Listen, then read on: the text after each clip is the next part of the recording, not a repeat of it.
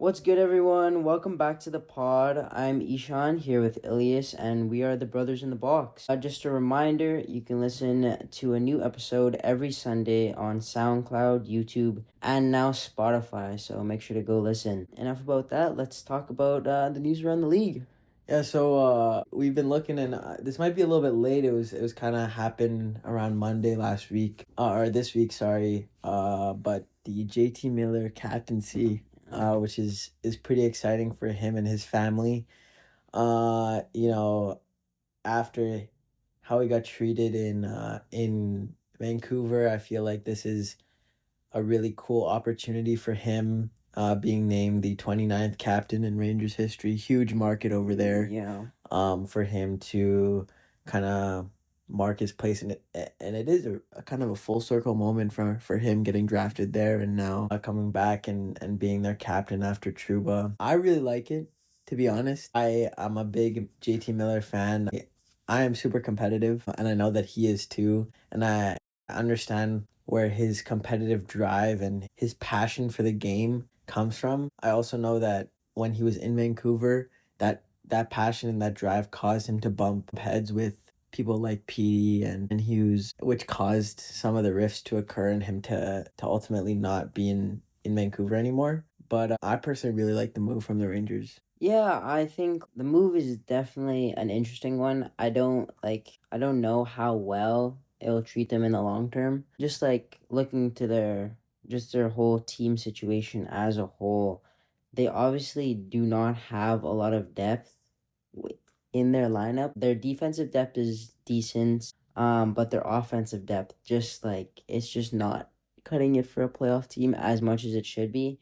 They have those stars with like Panarin, Trocheck, Miller, and upcoming Lafreniere, but they have Igor Shesterkin in net. But this team as a whole, I just don't know how well they'll do this year, and hopefully they make the playoffs. Obviously, that competitive side of JT Miller will definitely fire up the team. Like it's already been showing during training camp. There's been lots of talk in the news about this no BS shirts that they've been wearing in the locker room and like during training camp, where it's just like JT Miller was talking about them and just saying like, yeah, like they're just trying to be a team that's as fast as possible and just always in your face and just being the hardest working team out there. And just like if they can do that as a team, then they have a fighting chance of making the playoffs, and we're just gonna have to see where that takes them. No, honestly, I think first round exit. Just It's being yeah, completely being honest. But if Shesterkin goes out there and has one of those monster seasons that he's capable of and just mans the fort, who knows what they can do. I don't think they're better than Florida or honestly Montreal. Like I think Montreal beats them as well. Even New Jersey. yeah. No. There's a lot of teams out east that and in that metropolitan division that are gonna be better than the Rangers this year. Obviously not the Penguins. Yeah, there's definitely a good amount of teams. Like New Jersey is gonna be a star team this year. Carolina's been getting so much better, especially at that sign of Nicola Ehlers. But depending on the Capitals, may not have the season they had last year, considering Ovi gets older. Their players aren't as good maybe as last year, but And Columbus, I think, will have a bit of a breakout year. Yeah, hopefully. Considering that they have those young pieces like Werenski coming up through the system Yeah, Kent and Johnson, yeah. all those young guys. Yeah, no, 100%. A Blues player, or sorry, a Jackets player that there's been some rumblings around him today. Yeah. Is a guy who requested a trade a while ago around mid-July, and that is Igor Chinakov, who has 30 points in 15 games played.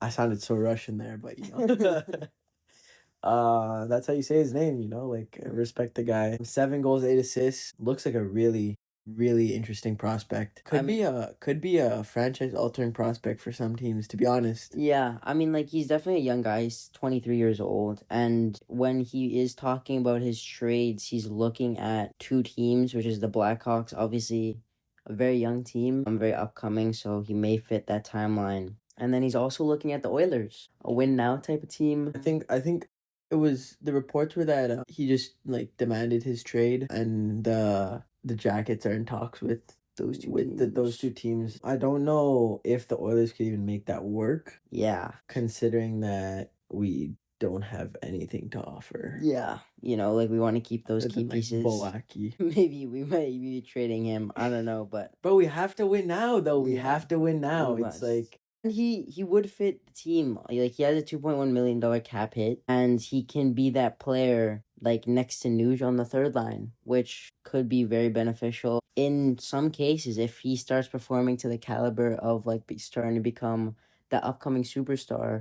Then you can replace him with Savoie and Howard just to give them that extra break and not take the pressure off them a little bit as well. Yeah, and I know that McDavid has talked about wanting the team to be younger a little bit because the team getting older was not a problem but a factor for him in deciding what his options are for trades and for where he'll sign as well. And there has been a report that's come out that there are teams in the NHL right now who haven't been overly aggressive at going to find free agents or sign RFAs or offer sheet people, and are planning to hold out until next summer because of the uncertainty surrounding McDavid.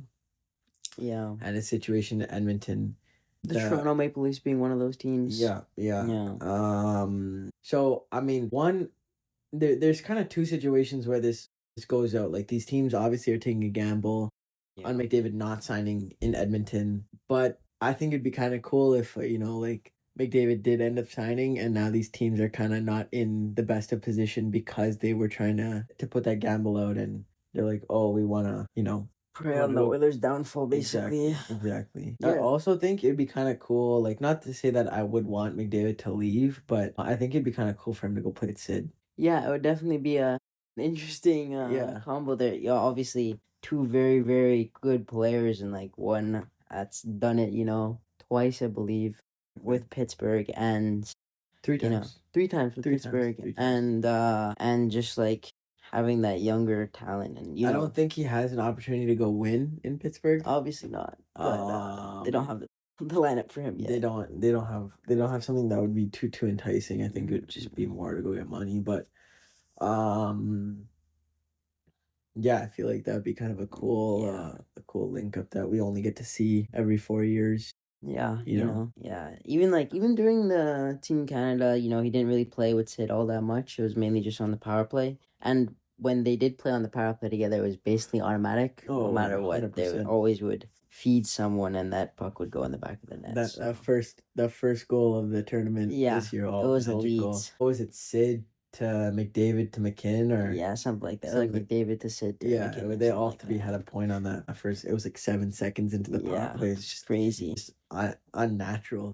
It's just it shouldn't be allowed, but it is. It's a different breed of hockey when you're at that level. Yeah, I think I mean, McDavid sat down with Elliot Friedman and Kyle Bukauskas on 32 Thoughts and kind of talked about his contract situation, and it's kind of I think the media has kind of been a little bit overbearing about it. Yeah, they've been pushing him a lot to try and figure out like what his contract is, what he wants, and like I think he just they're pushing him a lot, and I think he just wants to play his game, obviously just try and like figure out where the team is at, and just like he wants to win. That's his main goal. That's all he wants right now. And I think that in Edmonton there is an election coming up for the province or for the city, something like that. But I know that there's more uncertainty around his contract than about these elections. Just everybody on edge in the city. Yeah.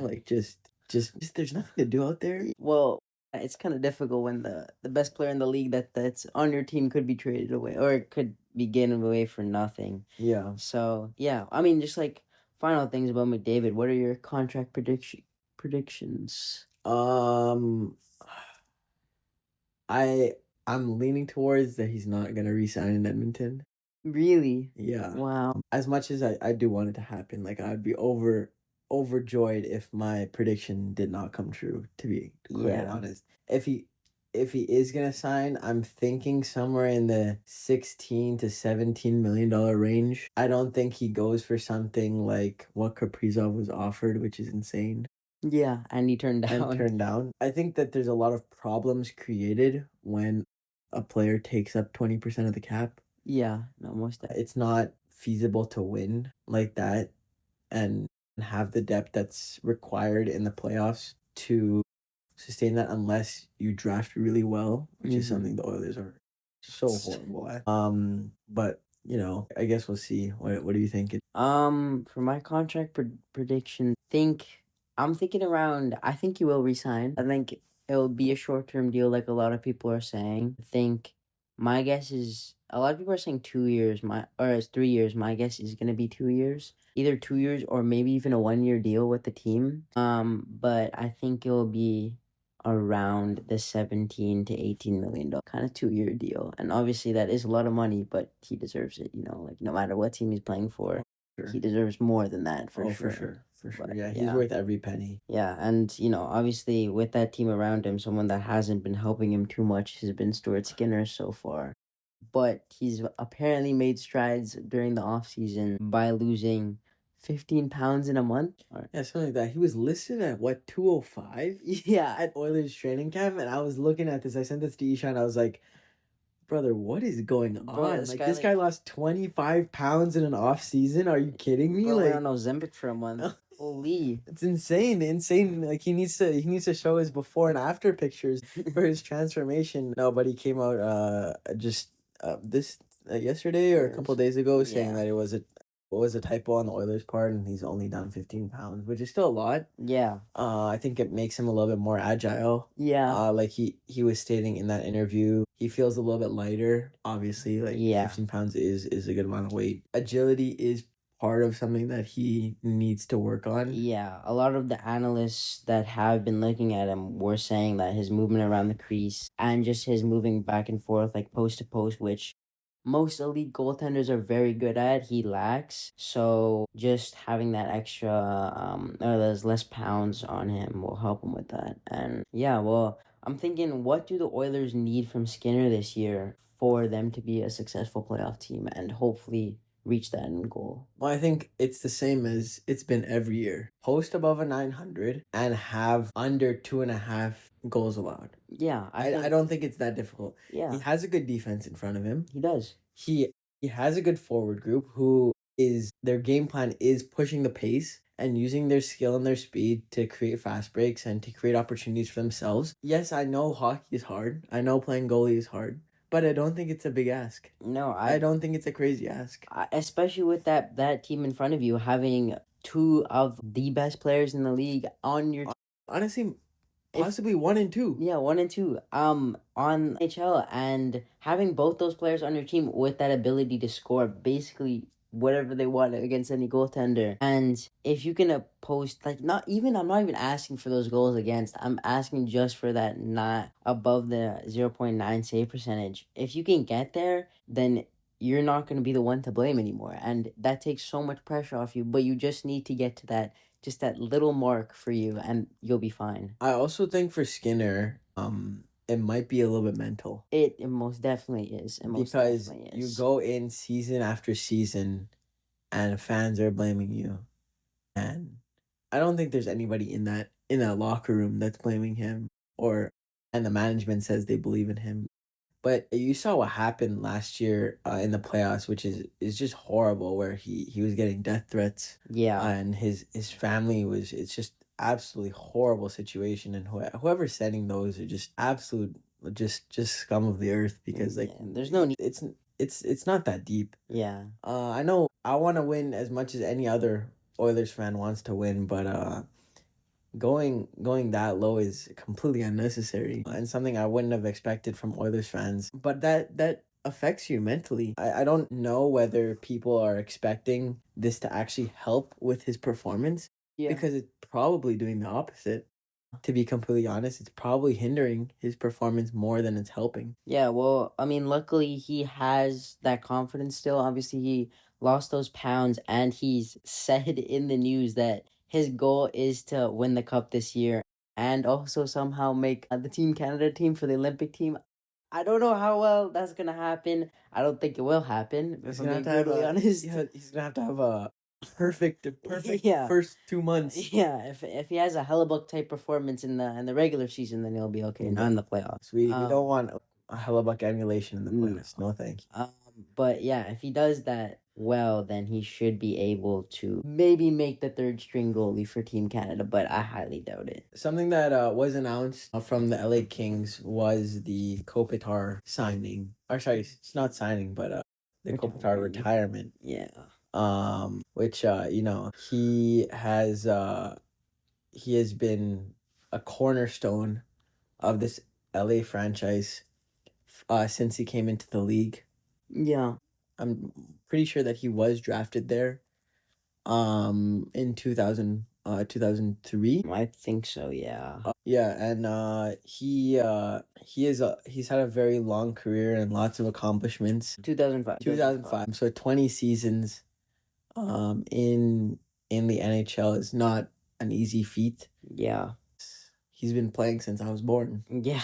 This is crazy. I mean, he's made that he's made that team into what it is, like with him and Drew Doughty. Like that team has been elite for a while now, and it's unfortunate that they have to face the Oilers for like the last 5 years in the playoffs in the first round, but he's made himself into a great player. Like coming into the league, he was the first Slovenian player. He's had 3 Lady Byng winners and 2 Frank J. Selke winners as well. So a very, very stand-up player, very good defensively, and he can score when he needs to. But overall, just like a very, very good career, and it's gonna be sad to see him go.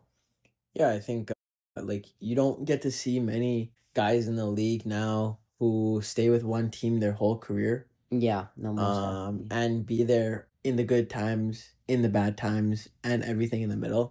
He was there when Los Angeles won those 2 cups in 2012 and 2014. But just almost, I mean, he'll pass 1,500 games this season, hopefully barring any injury that happens. And he ranks first in Kings history, and like the first Slovenian player in league history. Yeah. One of 2.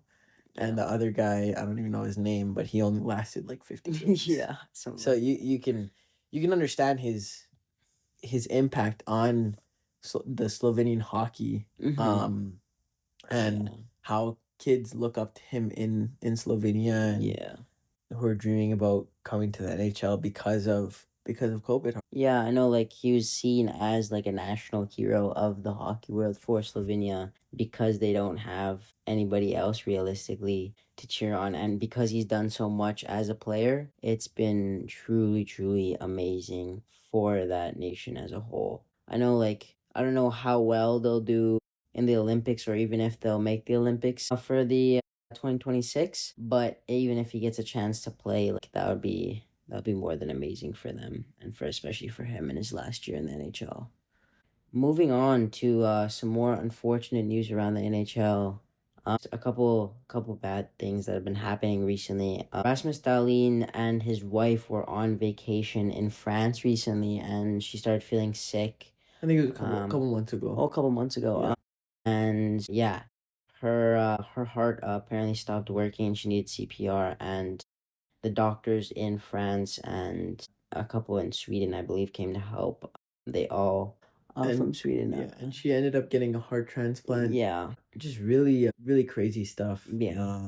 But just like taking this, I know Darlene just put out a statement a few days ago, expressing his gratefulness to all the people who helped him and his wife, and just understanding that like life isn't to be taken for granted. She's, I think, like what, 25, 26? I believe 25. Yeah, something like that, and probably like not like pretty perfect health. Yeah, most likely. And just on vacation, enjoying her time and whatnot. And this happens. You never know what can happen. Exactly. Yeah, speaking of like that, like kind of surprise in life, was unfortunately a WHL player passed away in a car accident recently over last weekend, I believe, and it got announced on Monday. I don't exactly know how to pronounce his name, but Orca Wilsblatt.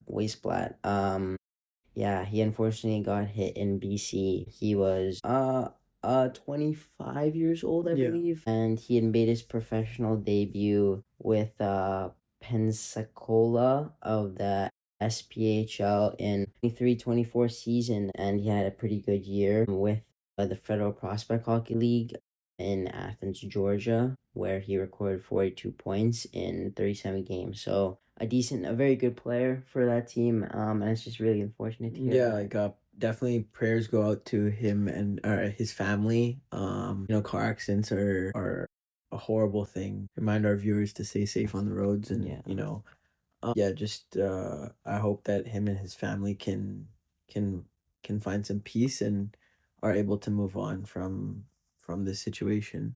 I'm sure that the teams that he played for will have some sort of tribute for him. Yeah, they've gone out with a statement. A lot of them saying he was a light in the dark for a lot of these teams, and just like always had a smile on their face, very hardworking player, and very like had that grit kind of ability. So he was just always like getting that extra hit, and just trying to make sure that he was there for his team as much as possible. But yeah, I think there's a fundraiser that was launched in Calgary, where he is a native.